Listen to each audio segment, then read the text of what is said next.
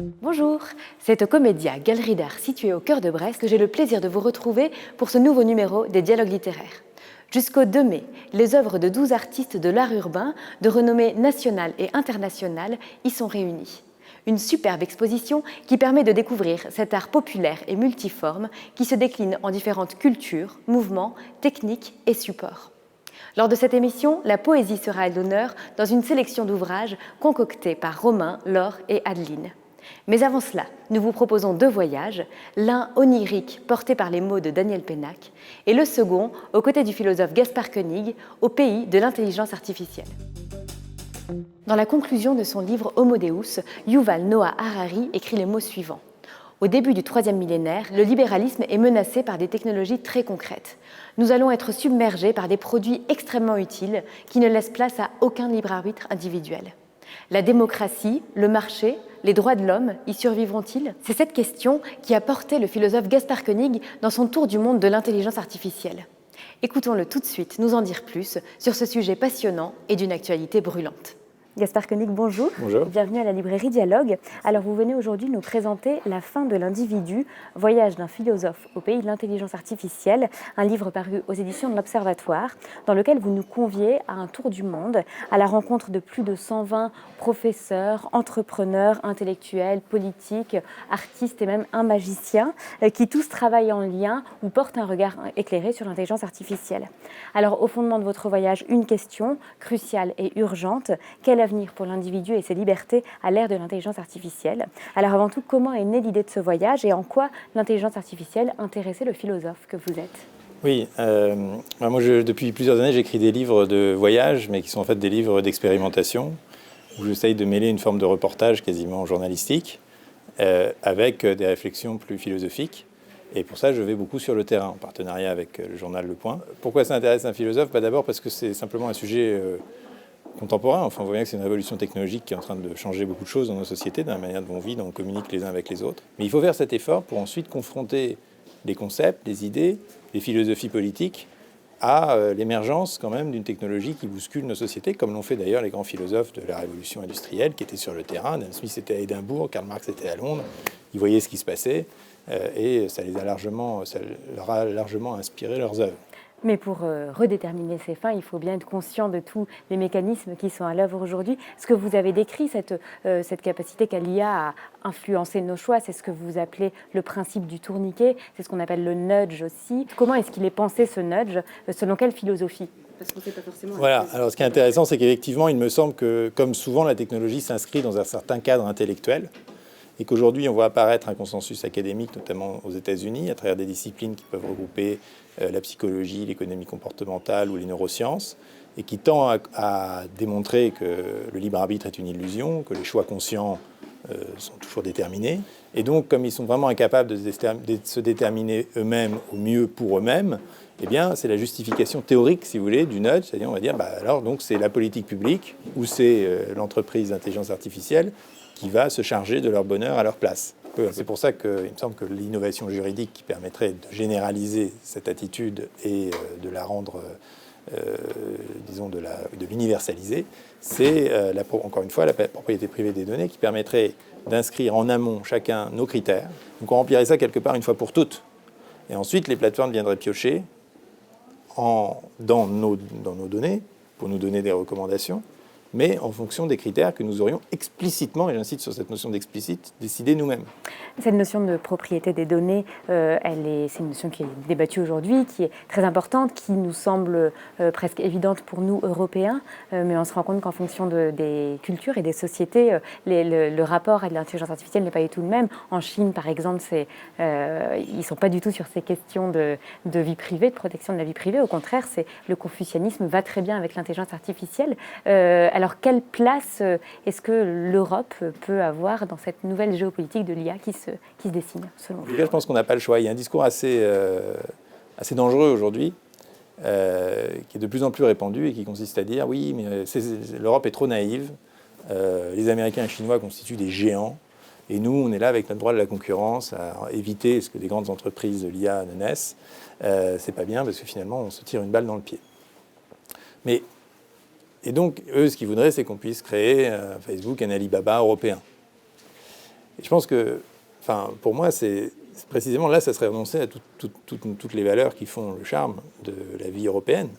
Et donc, certes, on se battrait peut-être sur un pied d'égalité, mais en même temps, on perdrait ce qui nous constitue, ce qui fait notre spécificité, peut-être notre bonheur de vivre aussi. Et quelque part, être dominé par un Facebook, que Facebook soit américain ou français, moi, ça ne m'intéresse pas. Ce qui m'intéresse, c'est d'être libre en tant qu'individu. Il est l'auteur de nombreux romans, essais, livres pour la jeunesse, mais aussi de scénarios pour le cinéma, la télévision et la bande dessinée. Il a rédigé Les droits imprescriptibles du lecteur, qui nous rappellent qu'il existe de multiples manières de lire et que la lecture doit rester une source de plaisir. Et il nous enchante par son nouveau roman La loi du rêveur, paru aux éditions Gallimard. Retrouvons tout de suite Daniel Pénac au micro de Laurane. Bonjour Daniel Pénac. Bonjour. Vous êtes à Dialogue aujourd'hui à l'occasion de la parution de votre nouveau roman La loi du rêveur, publié aux éditions Gallimard. Place au rêve dans ces pages et charge au lecteur d'y démêler le vrai du faux, si toutefois il le souhaite, sachant que l'exercice ne sera pas si aisé. Très vite intervient dans votre texte une évocation d'un grand cinéaste italien, Federico Fellini, reconnu pour jouer avec les notions de rêve et de réalité, et pour qui le narrateur voue une grande admiration. Et vous citez ce livre, Le livre de mes rêves, de Federico Fellini, un livre que vous aimez offrir, dites-vous. Que représente-t-il cet ouvrage pour vous ? Effectivement, j'adore Fellini. Je connais tout son cinéma. Le cinéma de Fellini est un cinéma onirique, en partie. Et il y a donc une douzaine d'années, je découvre ça, le journal de mes rêves. C'est-à-dire un journal que Fellini a tenu pendant une trentaine d'années sur ses rêves qu'il dessinait, peignait, et ensuite qu'il écrivait tous les matins, après avoir fait les dessins, il remplissait les vides par la description. Ce qui est très intéressant parce que nos rêves à nous ressemblent à ça, c'est-à-dire que dans un rêve, quand vous rêvez, Laurane, il y a des images et des sensations. Et il n'y a de place pour rien d'autre. Si l'on poursuit dans vos lectures, Daniel Pénac, quel livre avez-vous dans votre poche aujourd'hui et qui vous a peut-être accompagné de Paris à Brest ? Ah, je ne l'ai pas dans ma poche parce que je l'ai remisé dans mon sac. Je viens de terminer le 93 de Victor Hugo. C'est ma fille qui, elle, de son côté, venait de finir L'homme qui rit. Elle dit, papa, je suis sûr que tu n'as pas lu Hugo depuis des siècles. C'est évidemment c'est un bulldozer. C'est à la fois une puissance narrative, mais absolument incroyable, et rien ne lui résiste. Pourriez-vous nous confier maintenant votre livre de chevet, peut-être votre livre ressource ? Ah, j'en ai plusieurs. Celui auquel j'ai recours le plus souvent, c'est le livre de l'intranquillité de Pessoa. Et alors, ce que j'aime chez Pessoa, c'est l'auteur de la présence sensuelle au monde. C'est-à-dire, être là, c'est sentir qu'on est là. Et il décrit ces sensations, cette sensation d'exister magnifiquement. Donc voilà, j'aime beaucoup. Autrement, souvent, mes livres de chevet sont des correspondances. La correspondance de Nabokov avec sa femme, Vera, par exemple. Certainement que ça ne vous aura pas échappé. Vous êtes donc à Brest aujourd'hui et c'est le 14 février. C'est donc la Saint-Valentin. Est-ce que vous auriez un grand roman d'amour à nous conseiller ? Un grand roman d'amour à vous conseiller. L'amour au temps du choléra, de Marquez.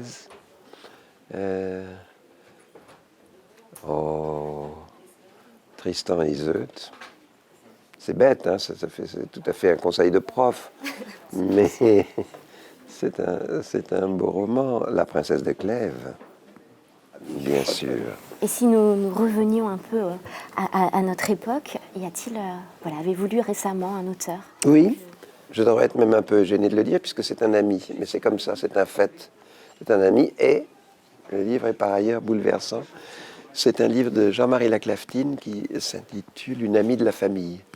J'aime beaucoup, il y a un écrivain qui a émergé il y a une dizaine d'années, qui n'a produit que de très beaux romans. C'est une écrivaine italienne qui s'appelle Silvia Avallone. Donc il faut commencer par le premier roman qu'elle a écrit à 23 ans, ou 20 ans, qui s'appelait, qu'on a traduit Acciaio. En français, on a traduit d'acier, des apostrophes A-C-I-E-R, qui est le passage à l'adolescence de deux gamines pendant la destruction de la sidérurgie italienne.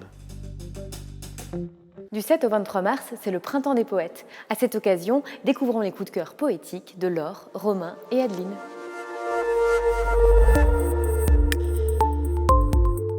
Dans cette chronique, je vais vous parler d'amour, avec Amoureux, le nouvel album de Quentin Gréban et Hélène Delforge, qui nous avaient déjà offert le magnifique Maman aux éditions Mijade. Ici, ils explorent l'amour sous toutes ses formes, tous les amours, qu'ils soient heureux, inattendus, inévitables, brisés. C'est un album plein de poésie, plein de délicatesse, qui met des mots sur ce qu'on ressent au plus profond de nous-mêmes. Un album qui, j'en suis sûre, vous laissera le cœur gonflé et la gorge un tout petit peu nouée. Dans le rayon poésie, ça ne sera pas un coup de cœur, mais deux.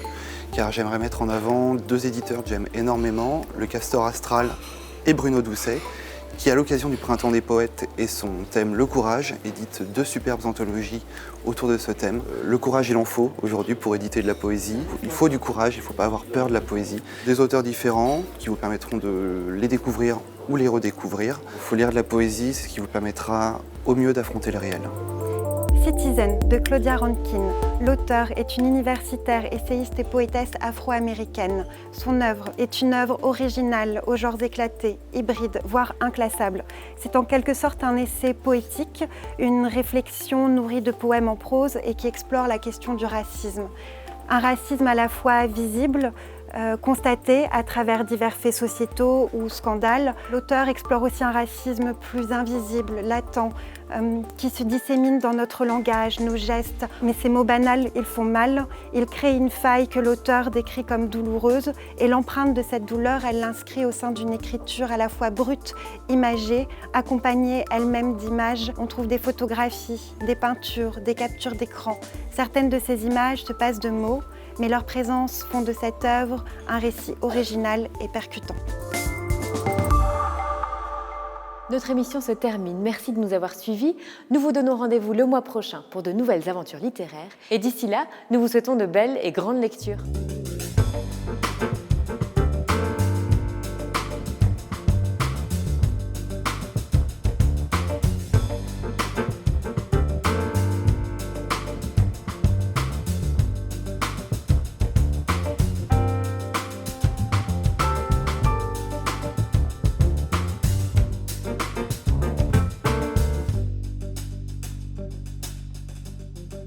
Thank you.